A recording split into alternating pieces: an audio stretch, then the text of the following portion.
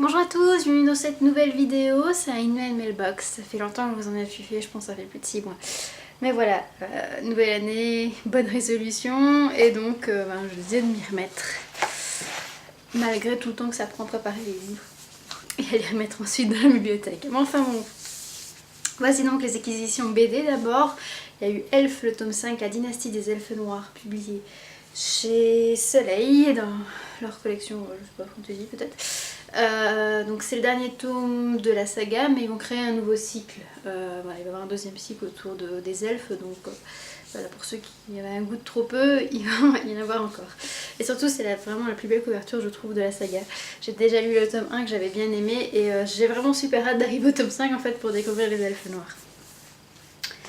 Alors il y a également eu Sherlock Holmes Cream Allays, le tome 2, Vocation forcée de Sylvain Cordurier et Alessandro Nespolino, publié donc chez Soleil dans leur collection 1800, donc, qui est consacrée au 19e siècle et à tout ce qui est du domaine du fantastique, donc bref tout ce que j'aime. Donc là c'est le deuxième tome d'une saga avec Sherlock Holmes, j'ai toujours pas lu le premier donc je ne sais malheureusement pas vous en dire plus. Dans la même collection, il y a également eu Edgar Allan Poe, le tome 1 Hantise de Louis et Orange et Vergouet, ou Verguet. Également dans la collection 1800, c'est un tome 1. C'est la première fois qu'ils mettent en scène Edgar Allan Poe. Malgré que j'aime pas trop ses récits parce que je les trouve vraiment imbuvables, j'accroche vraiment pas au style, je décroche après même pas quelques lignes donc... C'est dommage, mais j'aime quand même les histoires qu'il raconte, donc j'ai quand même hâte de le découvrir dans cette BD. Voilà, on continue dans le même... dans l'image avec les mangas. Donc il y a eu le tome 10 de Princesse Jellyfish, publié chez Delcourt, d'Akiko Higashimura, bien sûr. Et également le tome 11, toujours chez Delcourt, et toujours d'Akiko Higashimura. J'ai également pris le 10e tome de Pretty Guardian Sailor Moon publié chez Pika et c'est de Naoko Takeuchi. La série en fait 14 au final, donc on arrive tout doucement au bout, mais si moi j'en suis qu'au tome 3 pour l'instant, c'est pas bien. Et toujours ensuite de saga en comics, c'est le 19e tome de Walking Dead qui s'appelle Ezekiel qui vient de sortir. C'est toujours de Robert Kirkman et Charlie Adler. J'y suis pas encore non plus, je pense que je vais être au 12e ou 13e tome. Voilà, je vais y arriver, je roule l'autre. Alors, en grand format, il y en a eu 3. Donc il y a d'abord L'Axe du sang de Pierre-Yves Tinguely, publié chez MA Éditions. Donc Et si le diable courait dans vos veines, c'est du thriller ésotérique que je vais lire très rapidement. Donc je vous en parle pas plus vu que il va faire l'objet d'un c'est lundi, peut-être même dès la semaine prochaine. En cadeau, j'ai reçu Cœur d'acier de Brandon Sanderson, publié chez Orbit. Voilà, Brandon Sanderson, vous savez, c'est un de mes auteurs chouchous. Et là, il va faire un récit qui met en scène un super-héros en fait. Et rien que ça me botte à fond. Et moi, il va être adapté au cinéma, si je me rappelle bien. Ouais, quelque chose comme ça, donc bref. C'est vraiment le roman à lire. En plus, il est assez court, il fait 300 pages. Et donc, je me demande si je vais pas le lire rapidement parce que je pense que ça peut être un très bon tome pour découvrir Brandon Sanderson pour ceux qui n'osent pas se lancer dans Fils et Rhume, qui est quand même une trilogie où chaque tome fait 800-900 pages et que ça peut un peu rebuter. Alors que là, un petit tome comme ça, peut-être que ça peut intéresser plus d'un. Et enfin, avec les chèques cadeaux que j'ai reçus du boulot, je me suis pris, quand Nathalie et Talia sont venues à Louvain-la-Neuve, L'Appel du coucou de Rebel Galbraith alias J.K. Rowling, publié chez Grasset.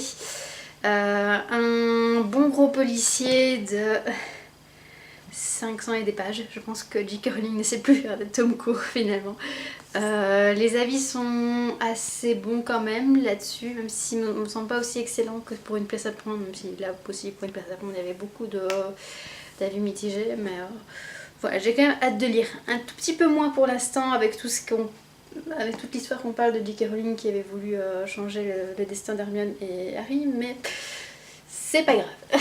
C'est pas grave, je vais me réconcilier avec elle, j'en suis sûre. Alors, au niveau des poches, donc il y en a pas mal. Il y a le Dragon Griol de Lucius Shepard publié chez J'ai lu, dont je vous ai déjà parlé dans Laissez lundi. Donc c'est un recueil de nouvelles fantasy, mais bon, elles sont toutes liées en elles par le fait qu'il y a un dragon donc, qui sommeille sous le village. J'ai également eu à prêter par mon chef Un piano dans l'herbe de Françoise Sagan, publié chez... Oula, je sais pas du tout. J'ai lu, ah voilà. J'ai jamais lu de Françoise Sagan mais ça m'a toujours tenté, et là en plus c'est une pièce de théâtre donc ça ira très très vite. J'espère le lire vraiment bientôt. Chez J'ai lu toujours Un repas en hiver d'Hubert Mingarelli, c'est un récit historique qui se passe durant la Seconde Guerre mondiale avec des soldats allemands. Je vous en ai également déjà parlé dans le C'est lundi que lisez-vous, tout comme Richard Yates de Taolin, publié également chez J'ai lu, qui est un roman qui décrit un petit peu le quotidien de la jeunesse actuelle. Voilà, et continuons donc. Toujours les poches. Il y a eu Les Hauts Compteurs, hop, le tome 2 Roi Vampire de chez Pocket, donc de Patrick Maxpert et Olivier Perru. En fait j'ai acheté le tome 3 en décembre et je me suis rendu compte que j'avais toujours pas acheté le tome 2, donc voilà, j'ai profité de ce mois de janvier pour m'acheter le tome 2, et vu qu'il y avait la sortie du tome 4, bah, j'en ai profité aussi pour le prendre. Il s'agit de 13 d'années, donc toujours d'Olivier Perru et de Patrick Maxpert. Voilà, donc j'ai 4 tomes, une série dont je n'ai toujours pas commencé dans ma palle. Voilà, il faut vraiment que je me mette. Parce que si j'aime pas, pour le coup, j'aurais vraiment dépensé beaucoup d'argent pour rien. En fantasy toujours, il y a L'Alliage de la justice de Brandon Sanderson, publié chez Orbit et le livre de poche qui vient de sortir. C'est, je pense, le seul Sanderson qui me manquait. Voilà, j'avais un peu de mal à le trouver en grand format, donc voilà, sa sortie poche était vraiment parfaite.